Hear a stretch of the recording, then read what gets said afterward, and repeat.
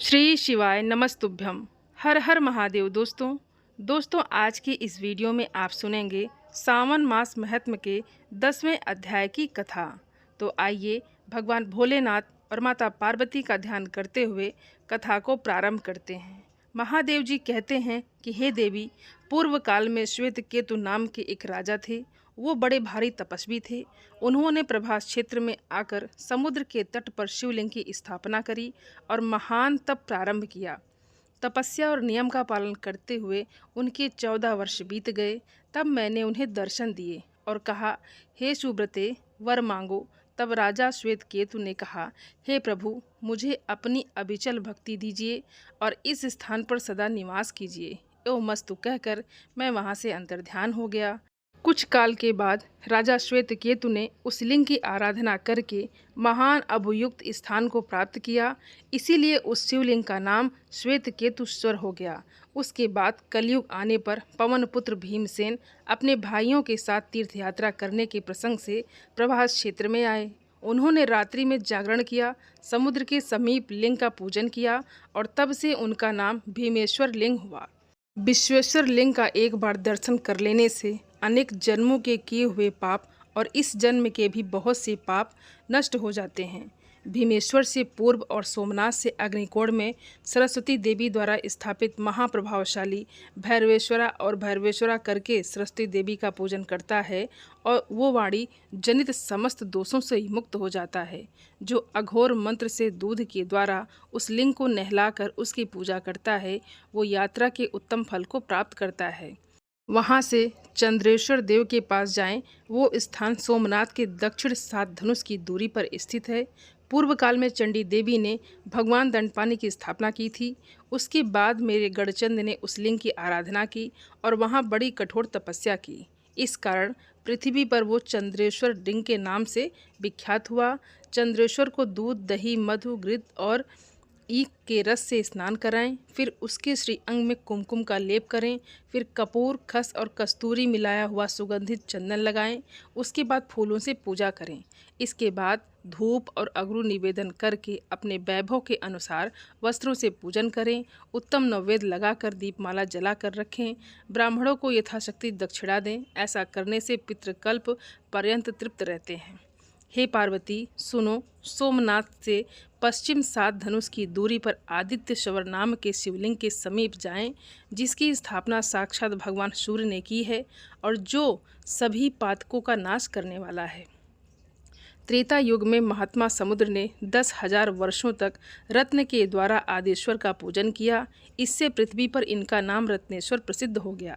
रत्नेश्वर को पंचामृत से नहलाकर पंचरत्नों के द्वारा पूजा की जाती है। इसके बाद ही भांति भांति के उपचारों से विधि पूर्वक उनकी अर्चना करनी चाहिए।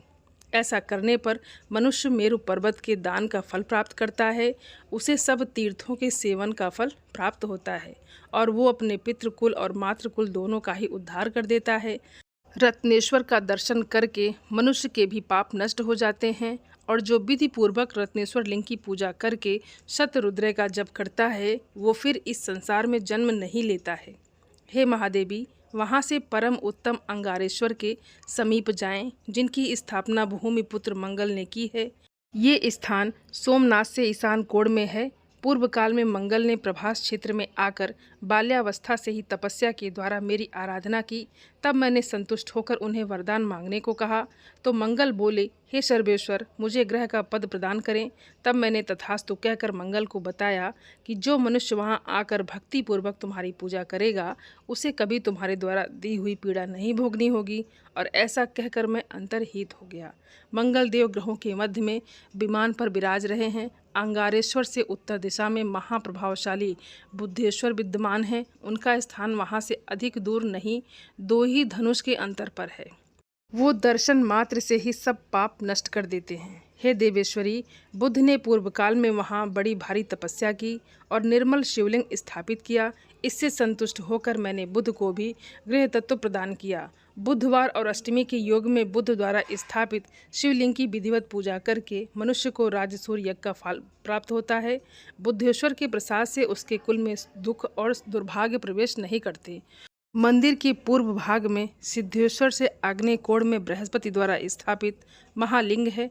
बृहस्पति जी ने भक्तिभाव से उसकी आराधना करके मुझ देवेश्वर शिव को संतुष्ट किया। इससे उन्होंने संपूर्ण मनोवांछित फल प्राप्त कर लिए। मुझसे ज्ञान पाकर वो देवताओं के पूजनीय गुरु हो गए और ग्रहों के पद पर प्रतिष्ठित होकर इस समय स्वर्ग में आनंद भोगते हैं। बृहस्पति का भक्तिभाव से दर्शन करके मनुष्य कभी दुर्गति में नहीं पड़ता। उसे बृहस्पति की ओर से पीड़ा नहीं होती। शुक्ल पक्ष की चतुर्दशी और गुरुवार के योग में पंचोपचार से विधिपूर्वक लिंग की पूजा करके मानव परम पद को प्राप्त कर लेता है। उसके बाद विभूति शवर से पश्चिमी थोड़ी ही दूरी पर शुक्राचार्य के द्वारा स्थापित लिंग है, जहाँ पर शुक्र ने शुक्रेश्वर शिव के प्रभाव से मृत संजीवनी विद्या प्राप्त की थी। जो भी मनुष्य स्थिर चित्त होकर उस शिवलिंग की आराधना करता है और 1,00,000 मृत्युंजय मंत्र का जाप करता है, वो अपने सभी मनोरथ प्राप्त कर लेता है।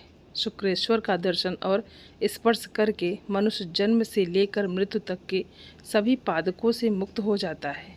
सुगंधित पुष्पों के द्वारा उनकी पूजा करने से शुक्र की पीड़ा प्राप्त नहीं होती। बुद्धेश्वर से पश्चिम और अजा देवी से अग्निकोण के समीप ही 5 धनुष की दूरी पर शनेश्वर का स्थान है। छायानंदर शनेश्वर ने अत्यंत कठिन तपस्या करके उस लिंग में मुझे अनादि अनंत शिव को उतारा है। उन्होंने भक्ति और मेरे प्रसाद से गृह का पद प्राप्त किया।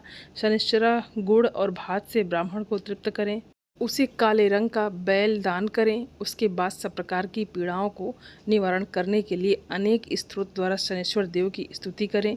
जो मनुष्य प्रतिदिन भक्ति भाव से शनेश्वर का स्मरण करता है, उसके ऊपर सूर्यनंदन शनेश्वर हमेशा प्रसन्न रहते हैं। शनेश्वर से वायव्य कोण में राहु द्वारा स्थापित शिवलिंग है, जहाँ विप्रचित्त के पुत्र राहु ने 1000 वर्ष तक तपस्या की। जो उनके द्वारा स्थापित शिव का भक्तिपूर्वक पूजन और दर्शन करता है, उसके सभी पाप नष्ट हो जाते हैं। वो सब प्रकार के पाप का नाश करने वाले हैं। केतु ने मुझे शिव के प्रति भक्ति रखकर देवताओं के मान से 100 वर्षों तक वहाँ तपस्या की। इससे संतुष्ट होकर मैंने उन्हें गृह पद प्रदान किया। भयंकर गृह पीड़ा होने पर पुष्प, गंध, धूप और भांति भांति के नैवेद्य द्वारा केतुश्वर की पूजा करके उन्हें प्रसन्न करना चाहिए। इससे सब पीड़ाएं शांत हो जाती हैं। जो इन चौथे देव स्थानों को भक्ति भाव से जानता है, वहाँ पर पूजा करता है, वो उस क्षेत्र में वास करने के फल का भागी होता है। बोलिए शंकर भगवान की जय।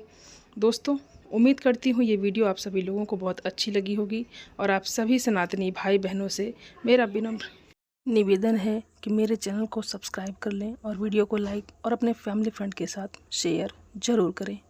आप सभी को हर हर महादेव। धन्यवाद दोस्तों।